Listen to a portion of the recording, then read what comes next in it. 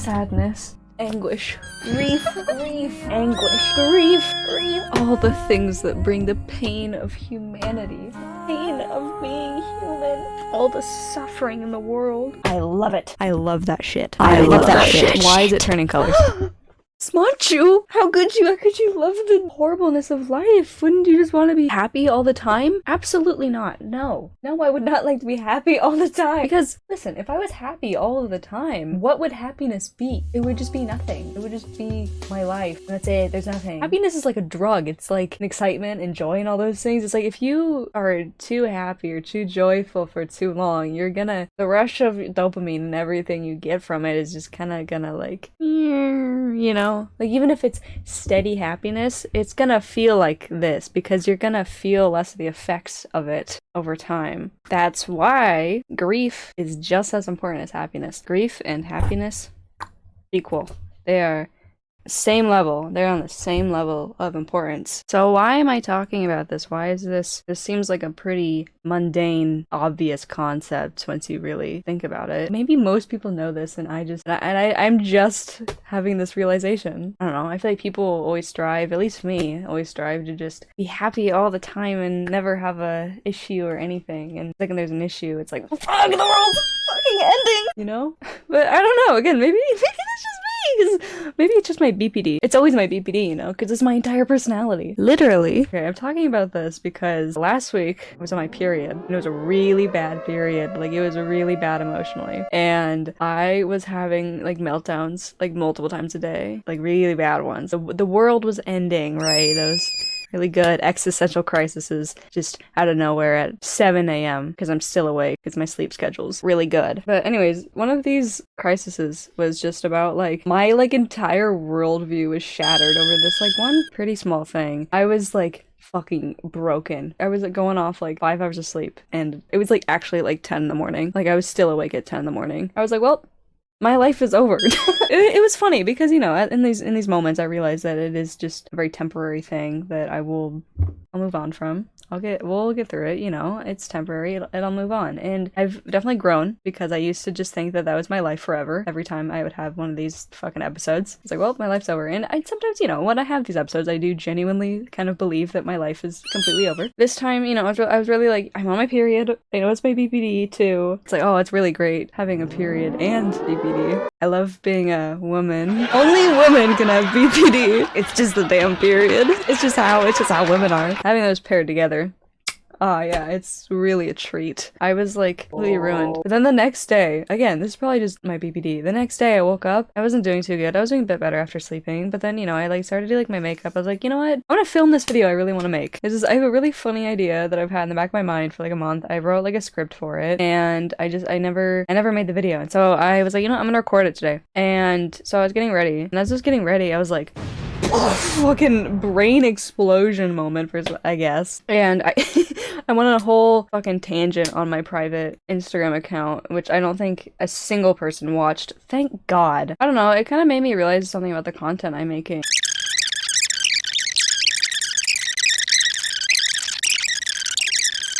Okay, I feel like I just did not get to the point I was trying to make with this. I did not elaborate enough. So what I was trying to say is my grief from the night before allowed me to have this kind of realization the next day because I just heard something that changed my mind a lot or set me a lot, and I didn't want it to completely change my mind, but it did open my mind up a bit and get me to think in a different way, that I allowed myself to process it for the night. Then I woke up the next day and I tried to figure out what to do with it instead of just sulk about it and how miserable that thought made me. It was like, okay, how can I think about this in a way that's beneficial for me? And I did it. It really helped being able to process that grief, but move on from the grief, not get stuck in the grief, but be able to make something positive out of it. I found that incredibly helpful, and I would not have been able to come to that conclusion or that thought process without experiencing that grief. That pain and sadness for a short-lived amount of time just kind of helped me open my mind up a lot, you know? Even if it's something small, it's still incredibly life-shaping and changing, even if it's tiny. It's all important for the big picture. And that was the point I was trying to get at with this, that I didn't really do a good job at saying.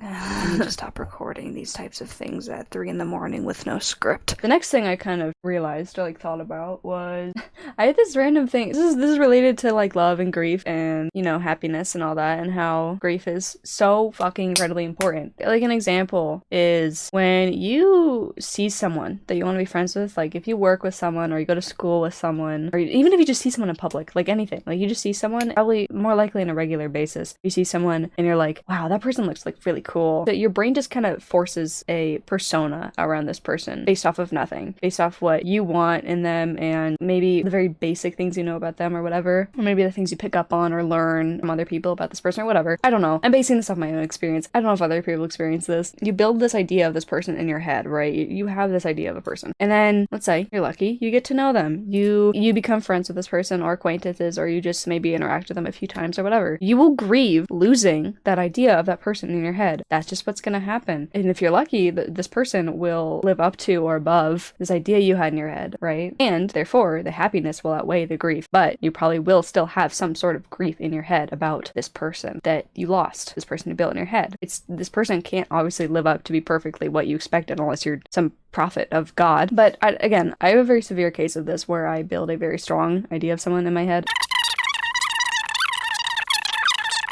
And this kind of leads me to my next subject, which is that I've been so incredibly alone and isolated my entire life. Well, okay, listen. I know. Haven't we all? But listen, I'm special. Okay, but listen. The reason I have a special case of this is because I live in Seattle. And if you know anything about Seattle, whether you live here or you don't live here, one of the first things that comes to mind maybe is the Seattle freeze.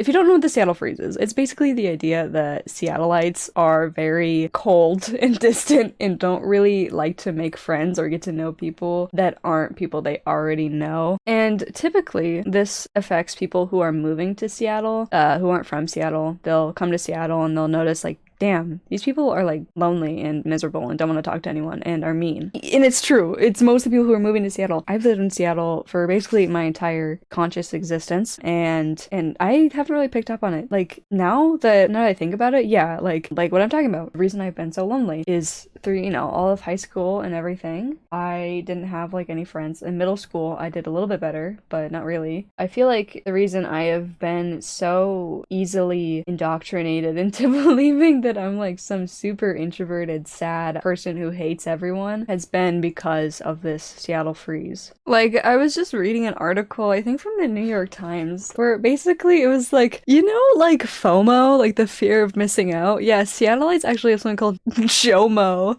the joy of missing out. That shit was wild for me to read, because I have really bad FOMO. Okay, listen. People...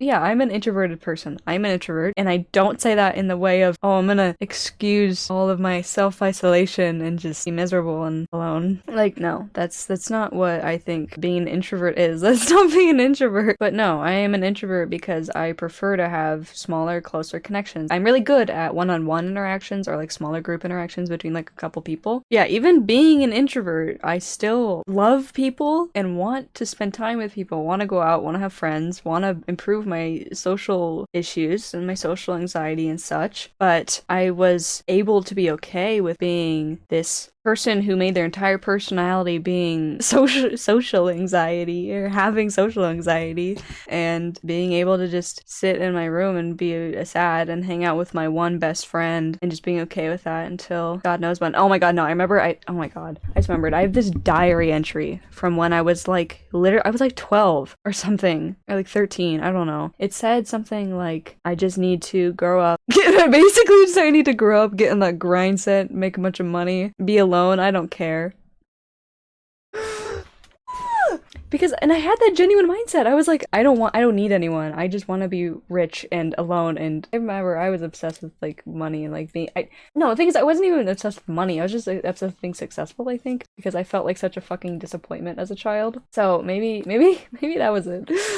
I also, maybe this won't be clear to a lot of people watching this, if anyone's watching this. I kinned Tamura Shigaraki from My Hero Academia for a good portion of middle school and high school. And that was partially based off the fact that he like hated everyone or some shit. Yeah, I was like, Dude, that's literally me. I'm literally him for real. I hate everyone and I just want to be like, I just want to be successful and get on a grind set. That wasn't a term when I was a child, but you get the point. That's what I would have said if that was a term when I was a child. I feel like that was the reason I was so comfortable and okay and just allowed to do that to myself. And because, I mean, I didn't talk to anyone about it. I'm sure if I talked to people about it, they would be like, okay, maybe you have issues. But I didn't feel the need to talk to anyone. I felt like it was just okay for me to be like that. It's how everyone in my city is. On that grind set, sitting at their computer all day, you know. Work has actually, funnily enough, been the best thing for me socially. Yeah, okay, I found this article. This is the article I was referring to. It's titled, Seattle Freeze, Forget Making Friends. Half of Washington residents don't even want to talk to you. Almost half of Pacific Northwest residents don't even want to talk briefly to people. In this poll, 40% of people said it's not important for them to make new friends. You know, another thing that I didn't even realize until, like, now, I didn't really think about it, is people in other cities and, like, towns and stuff, they form, like, communities. I don't know, like the people in other cities just get along so easily, apparently. Like, it's not like this in Seattle. It's very much so you don't really get close connections with people, and it's kind of scary to get close connections with people. I feel like it's like people are very resistant to having close connections. It's like it's hard to make friends. It's not hard to make friends at work. It's just kind of scary because I feel like, I mean, it's different because I work with younger people. I work with people around my age, and so it's a little bit less scary because I feel like it's just different. It's like harder to get close connection with people. Even like when you're like a regular at like a restaurant or something, it's like, yeah, you probably have like a relationship with the people who work there or whatever, but it's not like super duper friendly or like super instantaneous. Like you have to go there like a lot to become like a regular. I feel like in Seattle you don't really get close connections with people, especially not very quickly, like with the people you don't already know. Like I feel like a lot of people, like they just kind of have their friends from like high school and or before or whatever, like even like adults, like older adults that I know or can think of, they just have like their friends from high school, or they have like a couple work friends, but it's hard for them to like go out and meet new people. And like, but I feel like in other cities that's way more accepted. Like even if it's not like you're super duper close, it's like you still get to know people. And this seems like such a simple concept, but like in Seattle we don't have that, I feel like. And it makes me really sad now that I'm realizing that. Because I was reading that article and they kind of talked about it. It was kind of saying like someone noticed in like other cities, you know how it is in New York. You can go into a pub on a Friday, it's a total stranger, and be playing ball with them on Saturday. That would never happen in Seattle. And reading that made me really sad, like quite upset. Because God, I want that. I want to be able to just go out and be like, you're my friend. But for me, it's like a whole fucking project. I feel like I know so many people who are just fucking so socially incompetent. And I don't mean that in like a neurodivergent way or they're autistic or whatever. I mean it like beyond that. They just don't know how to treat people. Like, oh my God. And they're always like these fucking lonely, isolated people who are from Seattle, who grew up here, who have like no friends because no one fucking gets to know each other here. You have like a few people you're close with and then that's it. But they're all fucking insane because they don't know how to treat people because they haven't been given the chance to learn. And yeah, sure, I probably have my own issues with knowing how to treat people, especially because I have BPD. I have a personality disorder. It makes it quite hard to have relationships, but like at least I'm trying. I don't know. Another thing I was reading in this article that kind of made me giggle: life has been so consumed by what's on the computer screen. Huh. This is interesting. In some parts of California and Oregon, for example, he said, there is an understanding that access to beaches and water views should be open to all. It's surprising, he said, that in socialist-leaning Seattle, there is a strange tendency to almost hoard the beauty. Oh my God, this is real! Because this is so funny, because my mom was actually talking about this. All around Seattle, there are these homes with 8-foot tall walls, as if the owner is saying, this is my property, don't come in, you can't even look. It feels like there's something in the culture that promotes that kind of reclusiveness, he said. That's so funny because my mom's like real estate agent was like literally saying that we need to get these big ass fences, and my mom was on board to get these big ass fences to fucking for privacy. And I was like, what?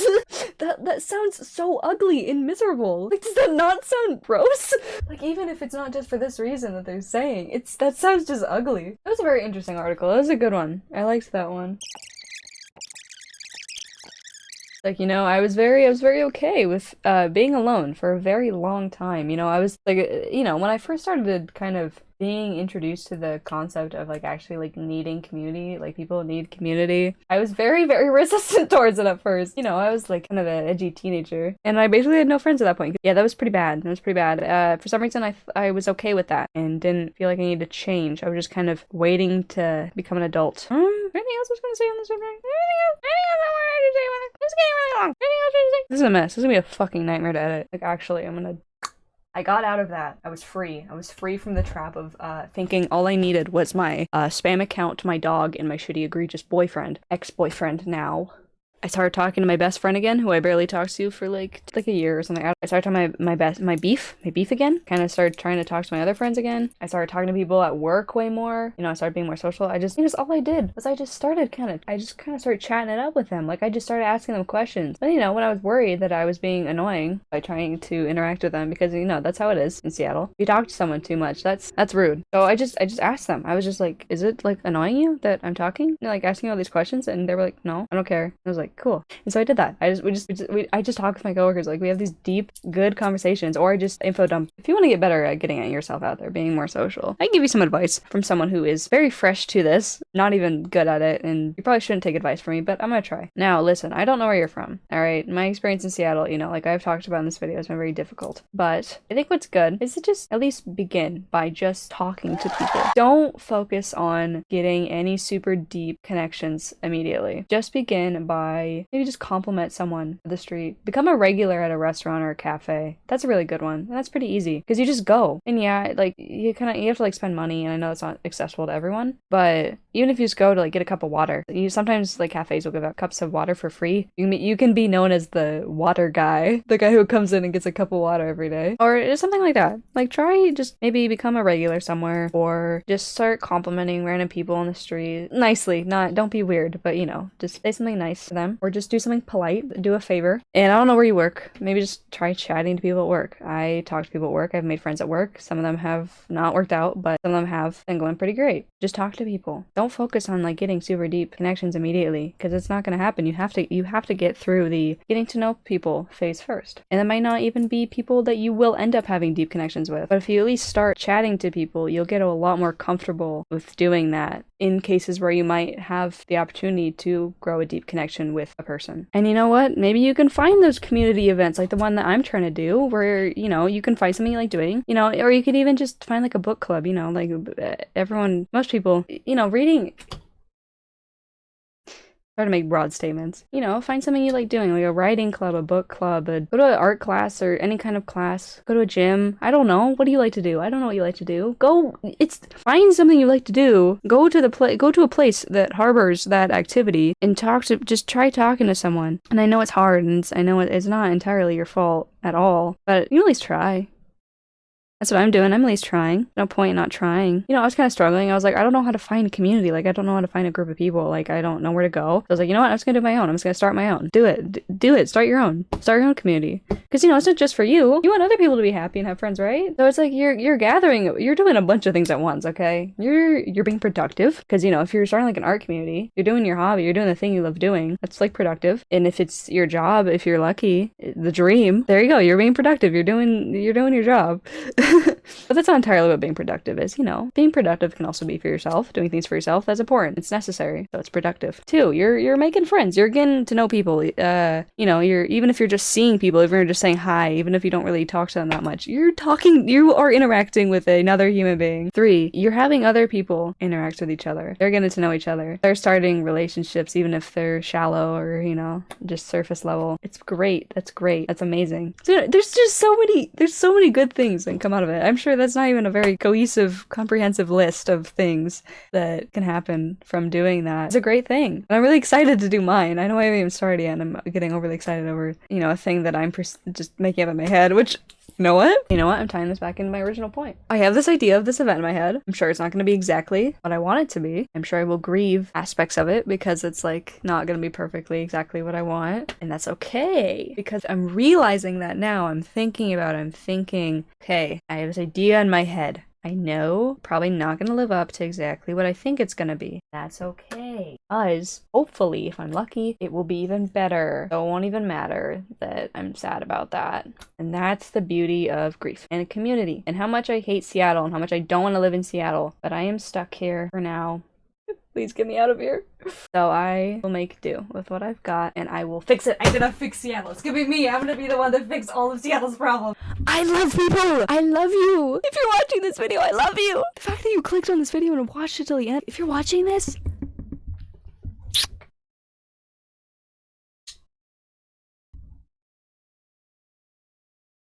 I love you. I love you.